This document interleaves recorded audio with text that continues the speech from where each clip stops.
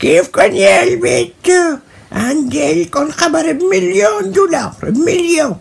دقولي من فترة جماعة اليوتيوب، عرفتوا ورا يتابعوا الفيديوهات. قال يا حجة، قلت له شو بدكم؟ والله يا حجة نحن حابين نكسبك عنا باليوتيوب. قلت له شو يعني؟ قال شيلي فيديوهاتك من اليوتيوب من الفيسبوك وحطيهم عنا. قلت له الله يشيلك من عواليك ان شاء الله ولواطي. بدك تخليني اترك محبيني اللي بينبسطوا بيضحكوا على فيديوهاتي. قال لا يا حجة، محبينك بتبعتي لهم الرابط وبشوفوا الفيديو نفسه على اليوتيوب. قلت له شو معنى او شو بدي استفيد يعني هلا بالحالة؟ قال والله يا حجة بيطلع لك مصاري.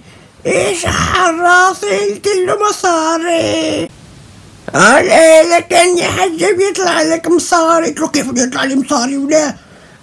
قال كل ما زادوا عدد المشاهدات كل ما بيطلع لك اكتر. وانا فجرت عيوني وقتها وقلت له ايه ماشي لك رح اخبر محبيني. يلا تاتا حبيبات قلبي اشتركوا بقناة تاتا على اليوتيوب ان شاء الله، وبدعوا رفقاتكم. كل ما زادوا مشاهداتي كل ما زادوا المصاري، وان شاء الله بفتح مع مطعم هون، مطعم معمول بجبن وقراص بسيوة، وبعزم بدي افتح مطعم معمول بجبن وقراص بسيوة وملوخية كمان ان شاء الله، وبدي اعزمكم كلياتكم يا حبيبات قلبي. هذا حلمي انا يا حبيبات قلبي. والله لا احرق لك قلبك يا ام نعمة، والله لا احرق لك قلبك، والله التاتا السهام لتطلع مصاري.